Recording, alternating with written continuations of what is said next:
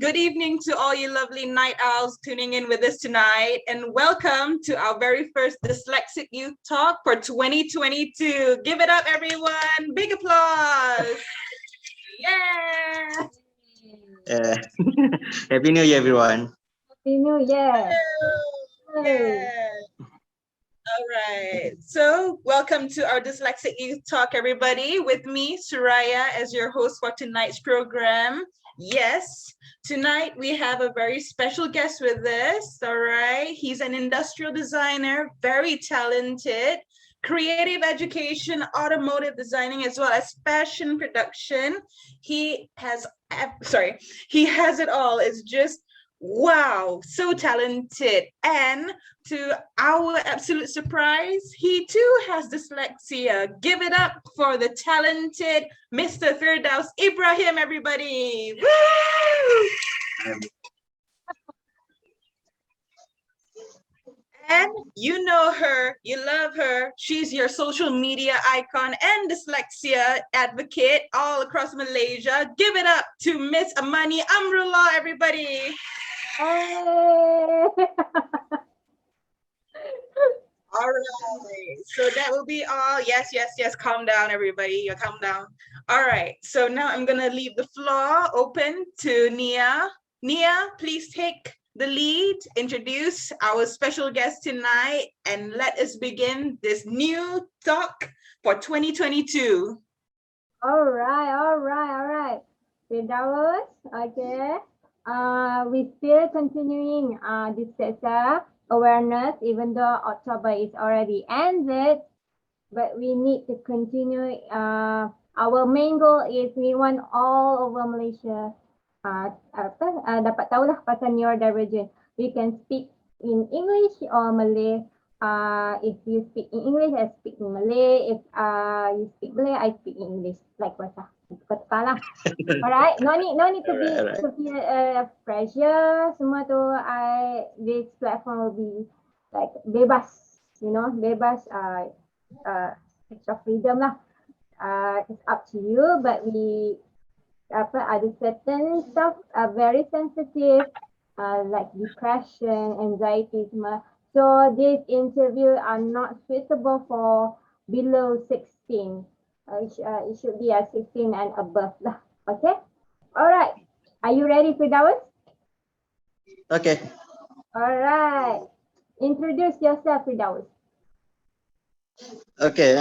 For this year in 2022, I'm 38 years old. I was born in 1984 in Kuala Terengganu. So having a very vivid visual imagination and visual skill starts, I think, from age 1 or age 2, since my mom did say I have a very particular way of drawing and remembering stuff into sketch, into this colorful plane of visual. So my house was filled with all of this painting, all these sketches around the corridor, the walls. So that's typical for a child that is really into imaginative visual stuff. And I have problem with tying up my shoe up to teenage years old. So I could remember, because I don't really know how to tie my own shoe. So I usually use what I call slide in shoes. So up to, I think, 15 years old, right? After that, I push myself so that I can tie my own shoes. Okay, so and also I have a difficulty with spelling and also writing. Especially I have more than 5 to 8 kind of style of writing, and also the typical BQBEW misspell, and sometimes I jump when I read. So, but the jumping where I read also benefit me into speed reading. So that also have a quite a turnover for me lah. Okay, so I was schooling in Seorang Dyslexic in Kuala Terengganu, so it was Chinese school. So after that, I continue my diploma in industrial design at UiTM Kedah. After that, I worked for about 2 years as a multimedia executive, and then go to Shah Alam for my degree, graduate. So it's been kind of entrepreneurship guidance since from my graduation. So transforming myself from a designer and now currently more to a business sense kind of work. So currently I'm holding a position at Adaram Medical Tech, which is I'm the general manager. So our business are into COVID-19 related healthcare. So we conduct large screening for Petronas, for the companies, for industrial. So my task is into providing the technical design needs and also managing the company needs and how. So particularly it's quite far from what I used to be into creative stuff, but I'm still running my own brand, which is I have a Cruisen X, which is a conceptual cyberpunk kind of brand, and also a local Terengganu brand, Set Moon, also is an upcoming brand. So a part of it, still doing this freelance job to cover my clients' need into product design, marketing, and brand strategy. So that's a bit long about me.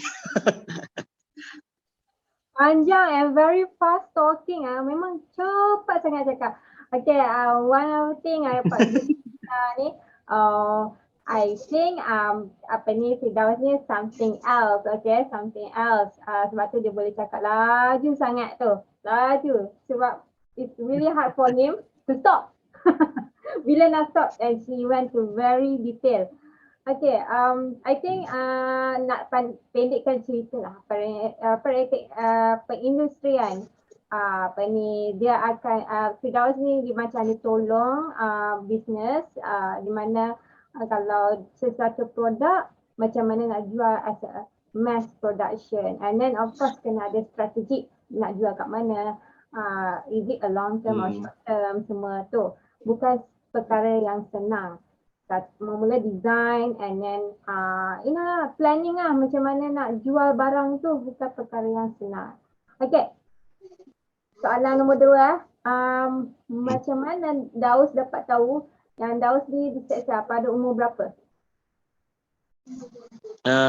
Agak lewat lah, quite late lah. I think after my degree, I think I was at 27, I think, about that time. But before that, I have read about dyslexic. But after that, I did quite good search about it, and tends to know the symptom or the way of characterization of a dyslexic, and I reflect it to my history that how could I have difficulty in reading, susah membaca, ialah kita bertukar huruf BQP semua apa tu. So and macam saya B dengan D dia macam sama je, kadang-kadang tulis tu ingat P padahal D. So benda tu sangat typical sampai ke tapi sekarang banyaklah C sebab kita we are typing, right? Tapi bila typing saya miss biasanya tertinggal kata-kata sebab macam terlalu speed up benda tu. So after that, diagnose the things, so the criteria of being dyslexic sangat-sangat nampak lah. So self-diagnose, and after that bila realise in terms of psychological, okay, yes, ada kita tendency towards, tapi saya anggap diri saya ni agak sederhana lah, mild lah. Tapi I would love to take after this a proper medical diagnosis into spectrum of, because rasanya bukan hanya dyslexic, kita akan ada pair dyslexia ke apa, kita ada sedikit-sedikit tu kan. So nak tengok jugalah adakah ada apa ni berkaitan, sebab saya pun recently ada few things lah saya rasa macam ni pula, jadi yang quite bukanlah quite challenging lah, sedikit quite fun lah bila you know yourself like that. Because listen people, sekarang ni dunia dah getting apa macam mana advance, and sekarang ni diagnosis lebih detail. So saya cadangkan untuk semua viewers apa ni, actually it's recommended, bukan recommended, memang patut, memang wajib untuk kita dapat diagnosis by clinical psychology or psychiatric. Sebab apa, dia punya apa nak katakan, test dia tu lebih detail. Patutnya macam, bukan sepatut, memang macam tu pun, okay, untuk seluruh dunia. Okay, yes, I can see that you are a bit different. So yeah, better kita pergi ke proper way lah, which is clinical psychology ataupun psychiatry lah. Dan ada juga kalau sekarang ni macam government susah nak dapat, ada juga swasta lah, di mana ada buka Sabtu Ahad juga. Alright, so if you guys want to re-diagnose, can message me lah where to go. Alright, okay. What is your traumatic experience and how you handle it? Berikan saya satu cerita tentang pengalaman paling trauma dan macam mana Daus nak tangani situasi itu. Nak kata trauma tak adalah, tapi pernah masa darjah 2 apabila kita masuk ke tahun 2 tu, darjah 2 tu, untuk 3 bulan tu saya selalu ditegur oleh cikgu macam kita jadi macam tak pandai mengeja balik. Macam reading slow, benda-benda gitu. Bukan reading slow, macam yelah, cikgu mengajar depan dia satu-satu kan, follow dia dulu punya mengajar dia kan, dia macam follow the teacher kan, satu-satu ulang balik, follow student balik, ulang balik. So benda tu for me agak boring. And then comes to the exam, many mistake I make on the ejaan, kepala jadi kelapa, things like that. Benda-benda yang sangat nampak kata-kata jimba dyslexic tu sangat bermain kuat kat situ. And then lepas 3 bulan I've been transfer pada kelas pemulihan, kelas belakang sekali kat sekolah tu. Sekolah tu ada 8 kelas. Jadi saya kelas ke-8. Jadi orang sambanya daripada kelas yang saya kelas darjah tu masa 2D, 2 dahlia. 2 dahlia tu is the second macam lah grading kan, kelas nombor 2 kat sekolah tu. Jadi agak macam for me, saya rasa memang ada efek dari segi psikologi lah, because kita daripada kelas yang elok macam tu diletak kelas pemulihan. Bukan kata kelas pemulihan tak elok, cuma dia sekolah ketika itu dikategorikan orang sebegitu, betul tak? Dia dikategorikan ikut intelligence. So intelligence on paper, intelligence on academic, itu cerdik. Walhal kita tahu intelligence is multi spectrum of intelligence. So tapi tu sekolah lah, kita tak salahkan sekolah. So it's a growing up experience to gain back daripada kelas pemulihan. Luckily saya dapat kembali ke kelas nombor 2 tu pada darjah 5. Jadi darjah 5 kembali pada that tu. Tapi tak ada tu sangat. Tapi my creative visual punya skill keep improving lah. Dan I have this kind of tendency to bukan malas belajar, tak minat nak belajar benda tu jika kalau tak tahu kenapa. You have to explain to me why I must learn this. Why we are learning chemistry? Why we have to learn this chemical formula? Why? Dia kena gitu. Dia ada tendency to know apakah sebenarnya aku belajar ni. So a lot of the subject I'm very in love and interested in history, sejarah lah. Tu bila dah high school lah semua sekali. Kalau on bad experience, dia macam currently lah, after dia ada sedikit anxiety lah, especially when I bukan took serious, memang serius bila I buat project untuk klien. Dan dia benda tu macam dia menatkan kita lah sampai tahap anxiety, ada benda-benda berjantung dada ni, memang sakit manjang bila kita fokus projek tu kan. Jadi lagi bila date of to deliver the item atau deliver the service, dia memang agak bahaya lah. That's why kalau ketika itu alhamdulillah saya ada isteri saya di sisi. Jadi isteri saya yang biasa teman saya lah, dia yang boleh jaga saya. Sebab we need support. Kalau tak ada support daripada isteri saya, rasanya saya pun macam pening lah, sangat-sangat pening, mungkin accident ke apa benda kan. So itulah tapi itulah anxiety ni actually dulu saya tahu anxiety tu apa. It's like for me it's like a good feeling bila you nak assessment ataupun hujung sem nak exam kan. Keadaan steam otak tu itu macam seronok, suka keadaan tu. So dia lagi macam very cerah mata, nampak semua benda, tapi eventually that thing leads to anxiety. Rupanya benda tu dia ke arah tu actually. So coming of age, I'm almost 40, 38 tahun ni, macam I try to cuba ni lah in terms of mental health ni lah, cuba nak cool down, macam mungkin malam tak sentuh kerja dah, things like that lah. I also do the same. Pukul 11 try myself to go to sleep. I mean, buang telefon tu. Tidur ke tak tidur ke, at least baring and tutup lampu semua. At least I don't touch the phone. Gitu. Okay. Are you a proud dyslexia? Why? And you don't feel embarrassed about it? Adakah Daus bangga menjadi seorang dyslexia? Mengapa? Dan tidak rasa malu ke? Nak kata bangga, memang tak bangga lah sebab never thought that, tak pernah rasa dyslexic ni benda yang special. It's like, yeah, I'm dyslexic, saya keadaan begini, ini saya punya spektrum, ini saya punya kelainan kat sini. Tapi tak pernah anggap sebagai kebanggaan. Cuma gembira bila jumpa kawan atau perkenalan, oh sama, kita rupanya ada kecenderungan, dia seronok apabila lagi-lagi bila saya kenal komuniti macam dalam Facebook rakan dyslexia. So dalam tu ada rupanya kawan-kawan baik saya macam Batia, No Hidayah, a few kawan baik saya rupanya lah sama gitu rupanya. Jadi macam jadi agak terkejut lah, berkawan 2-3 tahun sebelum lah, rupanya kita ni the same spectrum lah. Walaupun contoh macam Batia dia a bit bukanlah dia serius, tapi dia kecenderungan dia tu apa, macam bila dengar dia macam how dia cope, macam wah, rasanya memang he's been a lot of challenges more than me.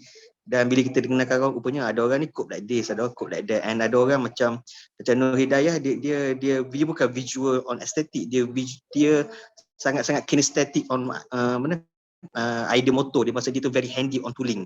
So bukan mudah nak jumpa seorang wanita yang sangat MacGyver, nak kata MacGyver lah, knows to mechanical thing, design by hand and machinery. So saya boleh, rasanya tak ramai lah kawan perempuan yang boleh buat macam tu. Dan dia sendiri, dia boleh angkat enjin kereta, buka enjin, servis balik, pasang balik. Bukan mudah, memanglah orang belajar mekanik kan, tapi dia tak belajar, he learn from streetwise. Pelik kan perempuan yang ada kecenderungan minat ke arah tu. Dia pun sekarang pun dia is a design engineer for composite dekat CTRM. So suit the role lah, dia buat benda-benda teknikal macam tu. So bagi saya dia seronok apabila kenal kawan-kawan yang juga ada persamaan. Itu yang kita rasa macam, bukan nak kata we are not alone, no. Dyslexic ni dah jadi macam almost common thing tu tak, macam out of 10 people macam. Tapi tak ada lah nak rasa special, no. Tak rasa special pun. Tapi baru ni rasa special sikit sebab baru ni cerita Spider-Man, No Way Home. So Tom Holland. Alamak, Tom Holland is spoiler. Tom Holland. You're Tom Holland. Tom Holland. Spoil. Tom Holland kan dia umur 5 tahun dah diagnose dyslexic, tapi not to be surprised. Tengok mak ayah dia siapa? Mak dia fotografer ke apa benda, ballet. Ayah dia tu comedian. So both of the parents are creative person. So eventually creative person akan dapat anak dyslexic lah kan. Yeah. Oh my God. I Dia didn't dah know. spoiler anyway. Hey, okay, when I met you with Dr. Boon, Becky, Adam, siapa tu lagi seorang, tak ingat lah, dengan grupnya lain kan, dengan Dyslexic Youth kan. I was so impressed, not only you texting by gambar, but you also have this teori mengatakan dalam cerita Doraemon, Nobita dyslexia, and I do some research that yalah, apa yang Daus cakap, Nobita ni might be dyslexic. Tengok because Nobita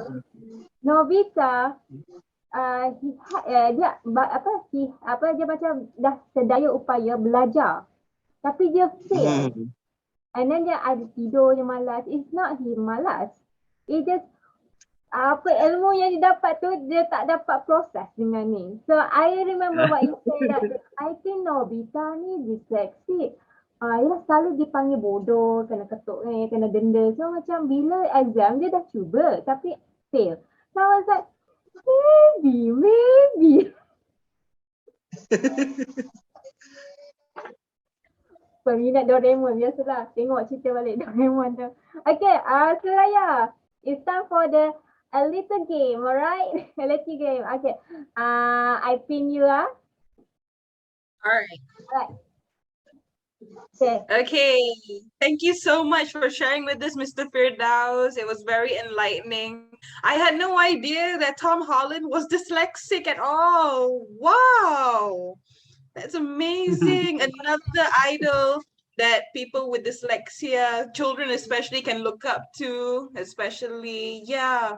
So right now, in this segment right here, we're gonna play a game. Nia and Mr. Firdaus will be playing a game for everyone. It's called Put a Finger Down, all right? So we have to show all 10 fingers of ours in front. Yes, exactly, all 10 fingers, all right? So for this game, I'm going to ask some questions, all right? If you hear anything that you've experienced, like for example, if I were to say, put a finger down, if you try to avoid eating vegetable, then you put your finger down, all right? The game ends when one player puts all their finger down, all right? Okay. Tapi Okay. kalau tak pernah buat, tak payah put your finger down lah. Yeah. If you've never done it before, like if you've never avoided eating your vegetables, like you love vegetables, you don't have to put your finger down. The last person to put their finger down, who still has their fingers up, wins the game. All right. But this game is all about honesty, so you guys better be honest. All right. All right. Okay, so is everyone ready with their fingers? Okay. All right. All right. So these questions that Nia has prepared for us, they're in Bahasa Melayu. So please excuse my pronunciation, but I will do my best, okay? Okay. Letakkan jari anda ke bawah sekiranya anda sentiasa mengalamun sehingga terlupa atau terganggu apabila belajar. Okay. Daydreaming. Okay. Yeah. Alright. Soalan kedua. Letakkan jari anda ke bawah apabila anda selalu mengeluh pening ketika membaca. None? Okay.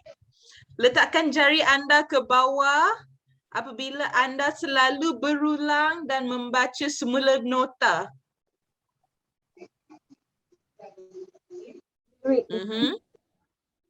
Okay.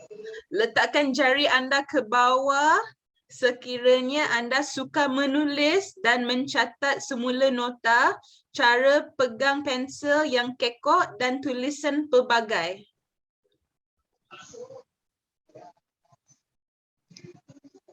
Okay. Okay. Okay. Letakkan jari anda ke bawah sekiranya bilik anda sering tidak kemas tetapi tahu di mana barang tu diletak. That's me. That's me. I'm guilty. Okay. Alright. Alright. Letakkan jari anda ke bawah sekiranya anda keliru membaca jam analog, mengurus masa dan belajar. Yeah. Okay. Oh, Daus reti ya. Wow. Alright. Letakkan jari anda bawah sekiranya maklumat atau tugasan berurutan atau menepati masa sukar untuk anda jaga. Ya. Okay. Letakkan jari anda ke bawah sekiranya anda boleh mengira tetapi menghadapi kesukaran mengira objek dan menguruskan wang. Okay, put this down. Alright. Oh, Nia. You're at your 3 last fingers. Okay. Letakkan jari anda ke bawah sekiranya anda mempunyai memori yang sangat baik untuk pengalaman lokasi dan wajah. can't remember people's name, but I can remember their faces. Good, good. Okay, 2 more questions, okay? Okay, letakkan jari anda ke bawah sekiranya anda mengelak dari membaca buku atau kerja berkaitan dengan membaca. You see? Gitu. Alright. Okay, last question. Letakkan jari anda ke bawah sekiranya lebih suka belajar melihat, lebih suka belajar melihat video daripada membaca buku. Guilty. Alright. Looks like we have a winner right here, and it's Mr. Firdaus with 2 fingers still standing. Give it up, everyone. Woo! Oh, truly, Mr. Firdaus, you are an exemplary person for sure. Okay, number 5. Alright. What is your proudest moment as dyslexic? Apa pengalaman paling bangga untuk Daus sebagai seorang dyslexic? Nak consider macam mana sebab bila kalau soalan tu dia macam adakah ketika itu sebab disleksi ataupun dia macam sekadar pengalaman lah kan. Tapi usually I will say saya ada cara tersendiri lah kalau bila saya pitching ataupun saya presentation tu. So I tend to win a few grant by government, contohnya MDEC semua, more to creative multimedia grant semua tu. So hopefully itu antara yang momen yang rasa best lah, sangat best lah, because you want it by your creativity, you want it by being different. So a few of that, and then kalau buat belajar tu bukan rasa kata bangga, tapi rasa berpuas hati kerana kita ada fokus yang berlainan pada orang lain, ada kata ciri yang tersendiri apabila kita buat projek tu ataupun kita belajar benda tu. So bukan nak kata belajar tu susah, tapi dia fun sebab kita memang passion into that, kita memang minat betul-betul benda tu. Jadi dia mungkin ada orang lain belajar tahap buat projek tu bagi dia it's a lot of pressure, tapi for me benda tu macam like exploration. You know your limit, you know what you can do, you cannot do. So benda tu is like a part of it of knowing yourself. So bila kenal diri sendiri tu, dari segi bila buat projek tu tahu rupanya saya kurang pandai kat sini tapi pandai kat sini. So yelah, weakness can be covered by your advantages, things like that lah. So bukan nak kata bangga, tapi dia contohnya when I came a lecturer at JMI, things that I would see for a student, contohnya dia nak present, so kita guide orang, rasanya lagi rasa berpuas hati apabila apa yang kita faham kita boleh bantu ataupun kita turunkan daripada student tu dapat gain something, dapat advantage. So alhamdulillah lah, my previous FYP student group semua dia dapat what I berikan pada mereka, macam mana nak present, macam mana to manage this and that. So ada advantages for them, because saya suka ada that USP, that leading edge untuk apa-apa buat kerja tu, because benda tu terlibat benda kreatif, benda tu terlibat dengan benda yang kata multi skill. So bukanlah rasa bangga, dia lebih kata berpuas hati kerana apa yang kita faham, yang kita tahu dan kelainan kita tu kita boleh bantu orang. Bila boleh bantu orang tu, itu yang rasa kan betul kan, kalau buat gini lagi menarik, buat begini lagi orang pay attention. So far itulah, nak kata ada real moment tu tak adalah sangat lah. Macam bangga diri sendirilah, tapi nak kata nak macam did this, I did that, sebab kan tak semua orang akan terima benda tu, sebab kita saja yang memahami. So kadang-kadang dengan with dyslexic, aku dapat finally aku dapat yes. Tapi in like publicly it's not really manis lah nak buat macam tu kan. I'm dyslexic, I do. So macam there is kalau clinical psychology dia ada apa nak katakan behavioral therapy kan, macam mana bukan dia control ke apa, tapi dia bagi suggestion macam mana how we should act, semua proper way, so that otherwise people won't feel like macam budak ni di sini tak ada. So okay, kita orang selalunya share di antara kita lah bab-bab proudest moment ni kan. Sebab macam saya cakap tak semua orang akan faham, but I am glad that you come so far and then you finally found a way to cope your symptoms. Sebab saya tak suka ramai orang yang macam saya perangai macam ni sebab saya ada macam ni lah. Mana boleh macam tu kan. Look, alright. How did you study? Macam mana Daus belajar? Belajar sebab bila visual memory quite strong dia just give negative tu, so sketching while doing notes helps a lot lah. Dia bukan sketching lah, dia macam gambar raja, infografik kita buat kan, gambar raja sebenarnya. So things like that, contohlah macam macam dulu kalau menjawab soalan fizik ataupun kimia, saya SPS saya ambil pure science punya stream. So kalau dapat soalan-soalan tu, saya akan lukis diagram ataupun lukis bahan-bahan tu dahulu.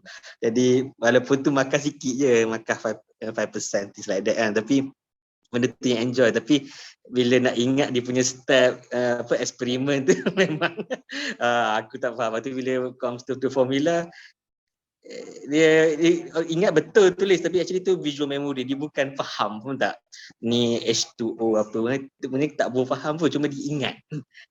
Jadi benda tu lah dia and things like short notes, cuba macam kalau ayat panjang cuba rumuskan. Saya alhamdulillah macam contohnya benda yang membaca banyak seperti sejarah karakter, dia ada paragraf yang panjang-panjang kan, kita boleh rumuskan. So bila merumuskan dalam nota kecil tu does help a lot bila kita nak menghadap exam.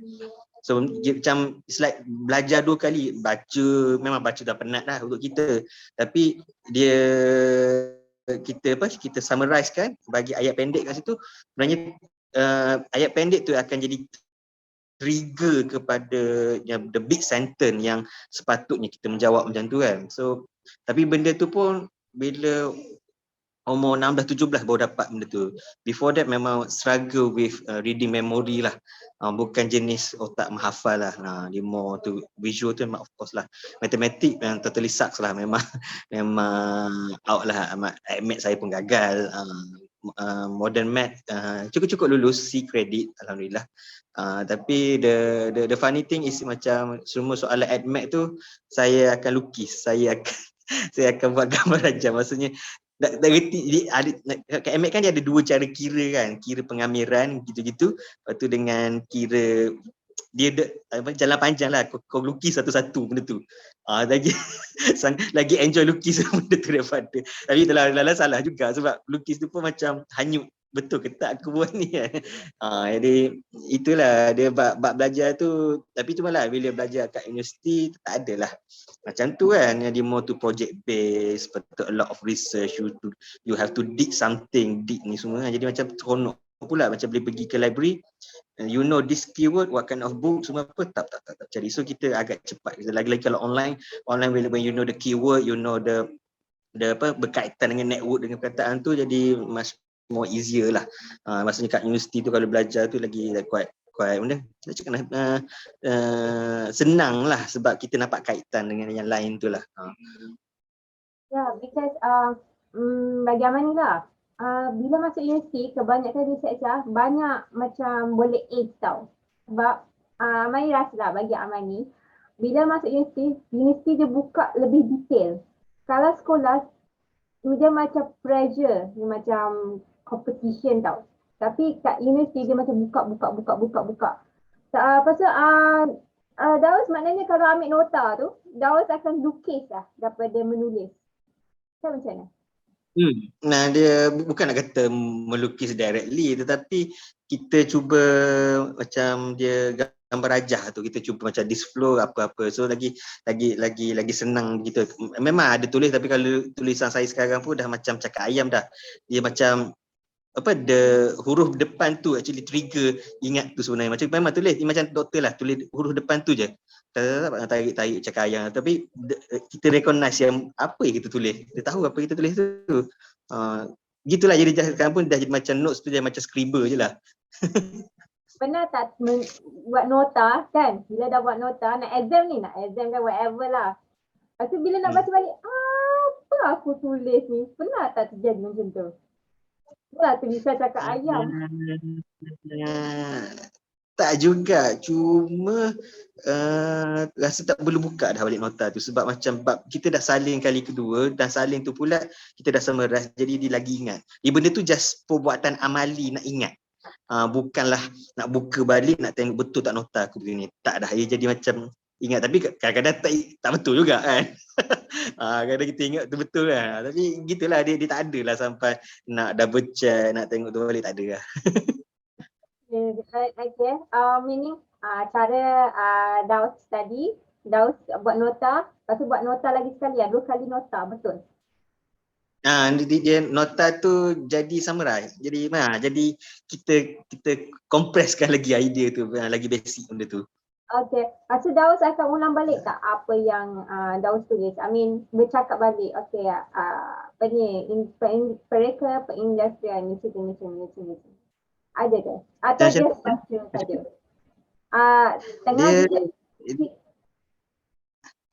dia yang saya buat summarize tu ataupun saya conteng tu, dia sebenarnya jadi trigger to a memory, trigger to benda yang memang dah dalam otak kita. Cuma kita perlu tu as a icon, as a window untuk remember benda tu, sebab saya perlu, macam kalau saya hadap projek pun, saya bukan buat full dokumentari, yang saya akan buat dia punya checklist only. So checklist tu akan trigger what to do, what to next, what the next phase. So dia jadi begitulah. Dia jadi macam kita dah boleh simpan data tu satu ni, bila tu kita trigger. Okay, it's very unique style Daus, cara Daus belajar, lebih kurang sama dengan Amani. Okay, alright. Soalan nombor 7. How do you manage business, designing and family life? Macam mana Daus mengagihkan masa perniagaan, mereka dan keluarga? Tak ada lah manage dia moto try cari the most easy flow lah dulu, because kalau kita fikirkan simple dulu, baru kita nampak. Tapi kadang-kadang tak menjadi kan, kadang-kadang bengap dia jadi macam kita pening kan. Yang tu biasanya I go to my better half lah, isteri saya. Maksudnya kenapa aku nak buat lagi ni, so ni dia akan bantulah. Boleh tak abang buat ni dulu, boleh tak abang settle ni dulu kan. So kadang nampak okey, abang buat ni dulu lah. So my better half dia save me a lot lah. Dan tapi dari segi bisnes semua tu, dia kita bila jumpa klien pun kita dah plan dah strategi macam mana benda tu nak run macam mana. So benda tu senang cakap, kena bagi macam untuk saya, kena plan ahead. Plan ahead sebelum klien, after klien, what's the plan. So the plan tu at least asas tu dah tahu dah. Kalau tak ada plan, itu yang jadi macam ad hoc tu jadi macam penat tu, sangat-sangat penat lah nak layan macam tu. Betul. Okay. Alright. Ramai orang tanya pasal relationship neurodivergent, okay. I think like ramai single, okay. Diorang ingin nak I buka soal-soal percintaan, okay, gitu. Walaupun I boleh baca isi hati, tapi I belum kahwin, okay. You guys chill. Alright. Can you tell me on how your wife accepting you as dyslexic? Bagi tahu korang bagaimana isteri Daus menerima Daus sebagai suami disleksia.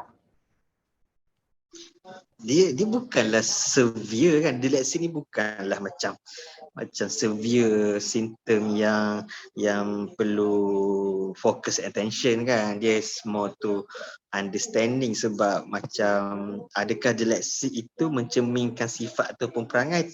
Tak juga, tetapi dia ada kecenderungan minat lah, contohnya into visual, into art, into tu. So macam macam mana cakap dia dia untuk saya lah, it's hard to keluarkan dari segi kata-kata yang disusun mudah faham. Sebab bila saya nak susun mudah faham tu, saya akan terangkan semua. Jadi saya payah nak, walaupun biasa buat summarize untuk sendiri, tapi bila nak terangkan soal hati ke hati ni, dia kena terang panjang salah satu. So itu yang mungkin kadang-kadang maybe for other person, benda tu agak macam agak holding up lah, agak mungkin menahan diri untuk berkata sepenuhnya. Tapi bila berkata sepenuhnya, susah pula, takut orang tak faham kan. Dia gitulah. Cuma my partner, isteri saya, dia faham dah kecenderungan in term of minat semua pun itu. So macam saya pun jenis tidur lewat ke apa benda, so dia faham lah my intention was to do that. So dia amat memahami lah. Dan macam mana cakap, dia sangat sabar lah. Dia dikahwin ni, bila ada pasangan ni, toleransi ni sabar. So sabar tu akan datangnya penerimaan, acceptance and knowing well, semua tu lah. Sabar tu lah. Cuma kita untuk macam cakap, aduh. Ya, ada kucing di kaki. Apa ni? Ada kucing kan? Aduh. Kat mana? Kat mana tadi?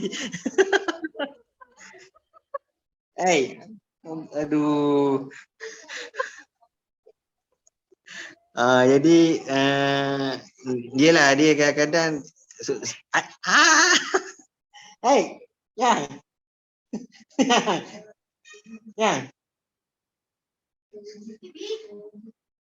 apa tu? Kejap. Tak, kucing ni dia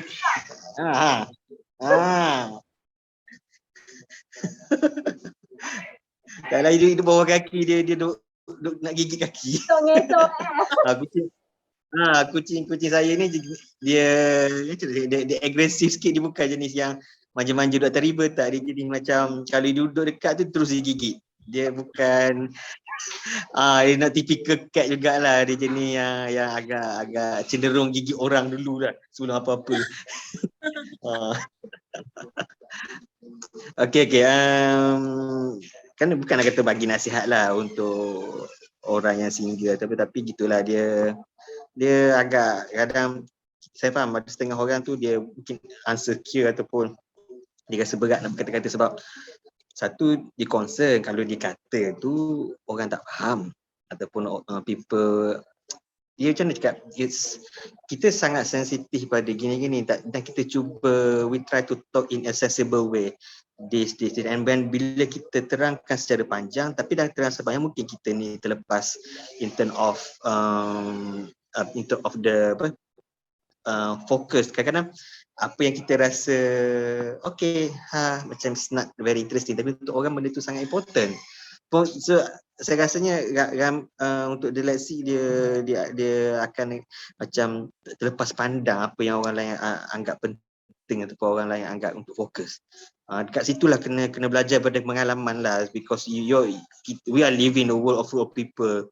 We're not on island. So learn to accept other, learn to understand what they needs, understand which part we should play lah. Sometimes silent is better than nothing. Silent is virtue kan. So itulah. Bukan nak kata nak bagi nasihat sangat lah, tapi in term of lah, kita boleh pandai bercakap bisnes, kita boleh bercakap pandai pitching ke design ke apa, tapi when it comes to heart tu kadang-kadang susah lah. Kalau I tend to be very emotional if if into dwell into emotional punya chat ataupun emotional punya deep talk ni. So gitulah sebab rasa sangat kita sangat sayang, sangat hargai orang tu ataupun kita sangat ambil berat. So that reflect kepada kita punya emotional punya mental health tu lah. Betul. Okay, itu pada orang single kan. Okay. Right, pada orang single. Ini untuk orang yang dah berkahwin, maybe ada yang parents bagi tahu kat saya kan, maybe they might have or partner might have neurodivergent sebab anak diorang kan neurodivergent. Lah kalau nak dapat anak neurodivergent mesti ada keturunannya juga kan. Okay, there is di mana ada juga suami atau isteri yang tak terima pasangan diseksa tapi still hubungan suami isteri lah. Okay, macam mana dan bila neurodivergent ni kita susah untuk dapat pekerjaan yang stable, financially stable. Okay, kita sentiasa tukar. Macam mana Daus dapat convince isteri Daus yang Daus boleh buat. Daus akan sebagai ketua keluarga, sebagai suami akan menjaga dia, akan provide dia nafkah semua tu. Macam mana Daus convince dia lah. Dia betul, dia soal financial ni sangat-sangat penting lah. Lagi-lagi untuk isteri dia sayang kita, dia risau kalau kita ni tak sustain kan, tak mampu apa benda tu sangat-sangat risau lah. Cuma dalam apa-apa hidup pun dia kena hadapi lah, macam we try untuk buat business ke, we try new things yang akan membakar modal, akan ada difficulty or challenges tu, benda memang tak lari lah. Tapi try to amend things, risiko tu cuba rendahkan. Bukan I also make very stupid mistake lah in terms of career ataupun in terms of financial when berkaitan bekerja ni. Memang adalah benda-benda yang I regretful lah, tapi that's also a learning curve lah. Tapi apa-apa pun our partner, our better half ni dia tak nak kita susah, dia tak nak kita depress, tak nak kita sakit. Jadi dia is their best intention untuk tahu kita boleh manage, we can. That's why betul kadang-kadang kita ikut macam kita ikut boleh buat ni, kita rasa macam kita boleh buat, tapi bila reality comes in, knock you off, for me isteri ataupun your best marriage partner itulah yang terbaik untuk nasihat. Sebab dia akan nampak kita ada kurang, kita ada lebih, kita lemah ke apa benda. So please do consider your better half knows well. Macam saya, I said that isteri saya dia tahu apa yang lebih baik untuk saya lah. Walaupun saya agak degil untuk mendengar. Yalah, biasalah saya ada stubborn saya lah, tetapi eventually apa yang dia kata tu betul. Apa yang dia kata tu in the best interest untuk menjaga saya. Jadi gitulah, nak kata lebih pun benda pun dia kadang-kadang benda tu tak adil, elok-elok lah kan. Sometimes yelah, kita kadang ups and down, kadang-kadang project fails, I have to keluar modal sendiri semua. But that's quite a pressure for me lah, because I'm not working with a big capital. Tapi gitulah, at least our best partner isteri kita ni ataupun suami kita tu boleh memahami kenapa kita buat begitu, dan apa-apa pun they are for you. Tapi ingat, kita ni dalam kita duk fikir diri sendiri pun, I also learn this thing yang bila dah berumur ni lah, macam please sedar lebih daripada sekedar apa yang kita minat tu. Sebab macam ada spectrum of interest ataupun spectrum empathy tu lebih daripada tu. So inilah, eventually kena belajar diri ni, sebab kita akan berubah diri kita by age, kita akan berubah parity, kita akan berubah kita punya sensitivity. So learn, please always learn and appreciate. I like it. Okay, I know you have toys collection, Lego, semua tu, alright? it's quite expensive. Alright. So of course pasangan kadang-kadang macam worried spending tu. Okay. Macam mana Daus handle that situation? Okay. Macam mana Daus handle situation with toys collection, okay, collection yang mahal tu, and then macam mana Daus handle, I think mesti ada pergaduhan dari segi kewangan kan, dah lah spend banyak, lepas tu yeah, how you handle this? Kan nak kata I really good at it. Masa sebelum umur meningkat ni dia agak hanyut jugalah sebab all the collection I have toys ke apa benda, books or the things, dia macam a part of me kan, dia macam a part of what you think you like, but comes to priority like a living cost semua sekali tu, what to spend, what to invest, itulah yang dah jadi priority. Dah macam sekarang pun dah seldom dah I go into that interesting. I try to, kalau nak beli pun beli benda yang macam same interest, yang beneficial for both of us, things like that lah. Sekarang ni I do understand why people invest in experience. Contohnya macam kata you keluar bercuti ataupun you keluar beli, buat sesuatu yang bersama, that's more enjoyable and you grow from that. So on the collection punya part tu, tapi bahaya kan, because saya dah berubah daripada beli barang yang orang jual kepada nak buat barang sendiri pula. Jadi jadi macam dulu macam Bandai ke Transformers ke Gundam ke apa benda tu, keluar design baru, kumpul duit nak beli kan, collection. Each year Lego punya set ada gini-gini, okay, collection. And now dia dah jadi kurang dah minat gitu. Dia jadi mau tu boleh tak aku buat sendiri. Dia jadi mau tu macam can I design it, buat sendiri, finishing stuff.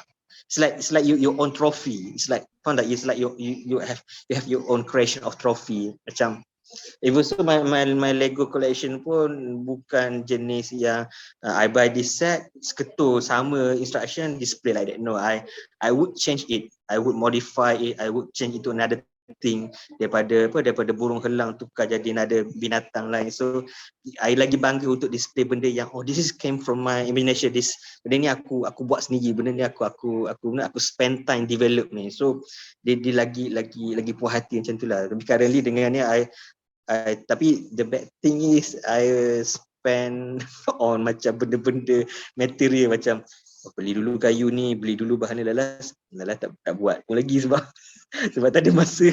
Jadi macam you jadi hoarder, you jadi macam pengumpul barang-barang material yang you budget, aku akan buat nanti aku akan buat punya, nanti aku akan siapkan benda ni, padahal dah bertahun dah. Memang kadang-kadang itu agak-agaknya my wife bising lah, apa barang banyak semua, apa benda ni saya faham kan. I've been there.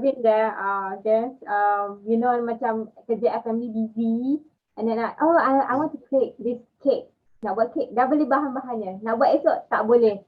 Kerja. Dah setahun, basi dah.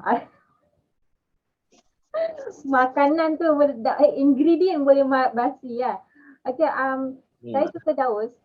Okay, Daus akan beli barang yang expensive. Okay, contohnya RM200 Lego ke apa. And you spend another RM200 for your wife. Right? I try. Tapi at least what I like about you that you don't use as excuse. Ada ramai dekat, saya perasan ramai orang create awareness, bukan create awareness, cara diorang bagi tahu hope tu, saya belanja ni sebab saya ada ADHD. Macam tu. I don't like it like that way lah, sebab benda tu membahayakan diri.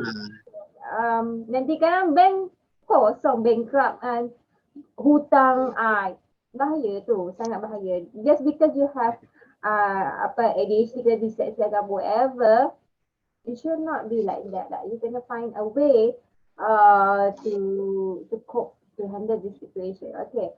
Uh, saya ada satu soalan lagi tapi saya lupa. I was so interested one this particular question, but I forgot. Sometimes I'm like this. Sometimes I nak tanya tapi tak tahu nak bertanya. Satu. I tahu bertanya tapi I forgot. Dua. Alright. Tak apalah. Any last message you want to tell to the people? Tak tahulah, macam saya ni lah kadang the topic of people dalam social media macam apa, introvert versus ambivert, things like that, extrovert semua apa kan. Dia lah, some people ada orang memang sangat jelas lah dia punya cenderung untuk introvert ataupun extrovert ataupun in between kan. Tapi as we know, kita react benda tu according to what our likeness, betul tak? Yelah, contohnya macam kita nak pergi tak satu perjumpaan tu je, kalau tu semua kawan-kawan kita ada interest, we are willingly, betul tak? Tapi kalau benda tu macam boring lah, memanglah kita rasa boring sebab orang-orang yang itu kita tak minat, betul tak?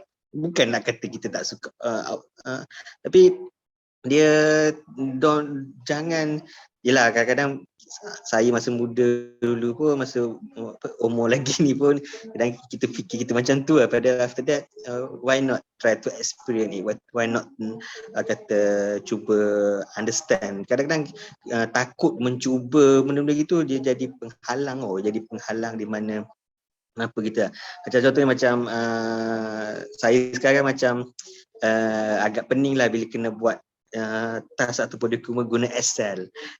So guna Excel tu macam, apa ni macam rocket science dah, okay campur ni dapat ni. Tapi bila belajar sikit-sikit tu sukalah juga nampak, punya boleh buat gini ya. So macam okay, if I can write a document with words begitu cepat gini-gini, kenapa aku tak boleh buat yang ni kan?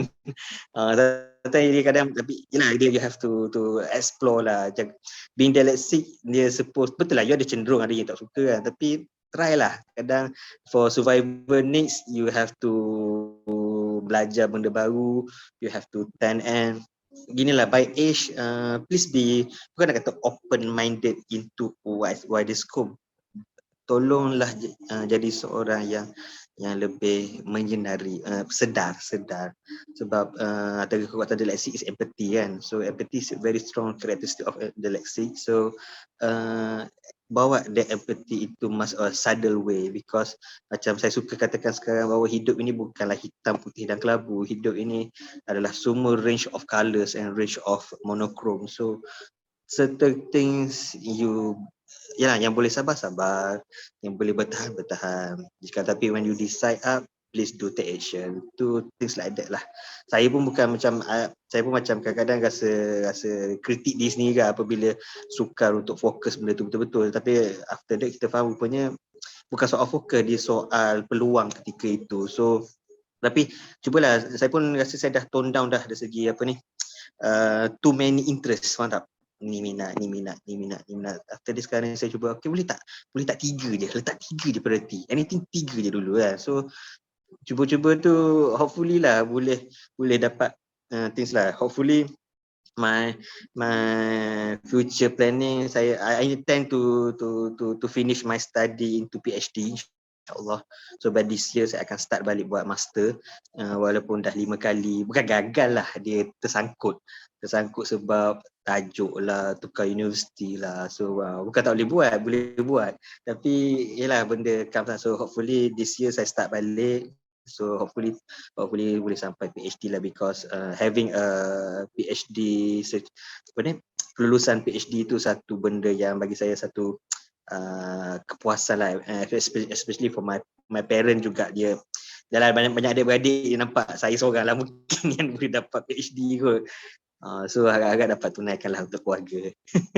Okay, amin. Alright, Surayya. Okay, kita kena cepat sikit. For penutupan Surayya, okay. Yep, at it. Alright. Okay, thank you so much, everyone. Thank you so much, Mr. Firdaus, Amani, sharing all that you've experienced and all your advice, especially for us and youth out there who are tuning in, especially. Thank you so much for joining in with us for this evening's Youth Dyslexic Talk. We hope to see you again, Mr. Firdaus, and we hope that in the future you achieve your PhD as you dream. Please stay safe. Please, as always, be yourself, be happy. We wish you all the best from us to you. Yes, there's so much, actually, there's so much going on. All I can do is let's just give a round of applause for everyone on this live stream, everybody. Like, yeah.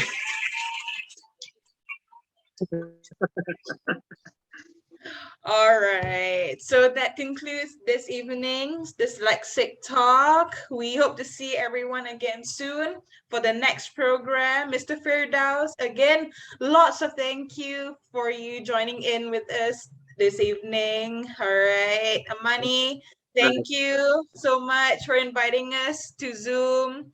Okay, and Surayya, thank you so much for being a good host. Yes. All right. Amani, please take the lead.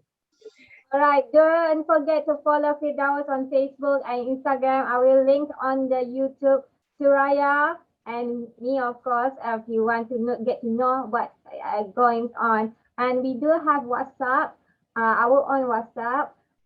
You can ask Surayya for the link.